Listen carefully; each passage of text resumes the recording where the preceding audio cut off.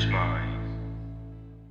As an assistant editor, I tried to step up and cover my editor, but it didn't work out for me. So I was working on an episode of How to Get Away with Murder, and my editor was falling behind because their producer's cut was running long. So I started to cut like crazy, like I tend to do. And no one knew that I was cutting. My editor knew that I was cutting behind, but no one else knew that I was cutting behind her. So one day, the showrunner, the directing producer, and the head of post were talking, and they were like, they found out that she hasn't cut anything from that episode. Little do they know that I was actually cutting scenes, and I probably cut 50% of the footage, 6 days in. So what they did was they actually changed the whole entire rotation around to have another editor cover that episode. They promoted that editor's assistant to finish another episode, and I got no credit for doing the work.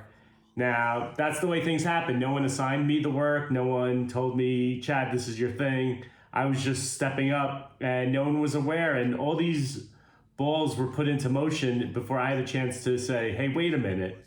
And the assistant editor that got promoted on another episode to free up his editor was like a friend of mine who, when I first came to work at How to Get Away with Murder, he was the one with the most seniority who would show me everything. So even though I had more editing experience because I was previously an editor and then had to go back to assisting, you kind of can't fault someone for getting their promotion and their time was due. So I kind of like backed off because me complaining wasn't going to change anything. But later on, I actually went up to the head of post and said, just so you know, I know nothing's going to change the decision. Everyone has moved around, but I was cutting the whole time, and I was an editor before here, and the head of post was unaware of my previous experience being an editor. But after you cut your first show, it's hard to get the second show, as I previously said.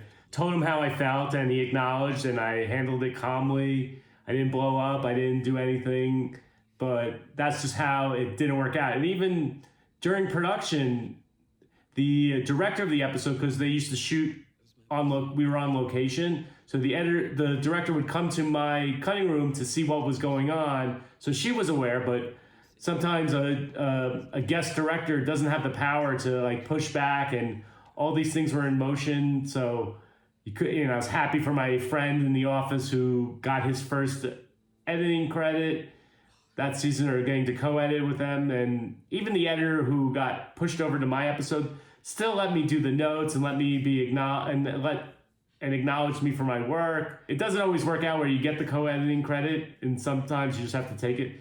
But I'm also like the friendly guy in the office who wants everything to run as smoothly as possible. So you can fault everyone for the way it was handled, but everyone was trying to do the best thing for the show. No one knew I was cutting, and it took a lot of effort to promote the other assistant editor, to move the other editor, to change the rotation around, because from the showrunner's perspective, nothing was getting cut.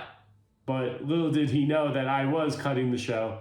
So that's sometimes the breaks, and it doesn't always work out for you. But I'm still glad I did that cutting, because people saw that I was capable and that I was doing the work, and you hope it pays for something in the future. You don't always do things for your own personal gain. You always should try to cut. You always try to get that experience and do your best.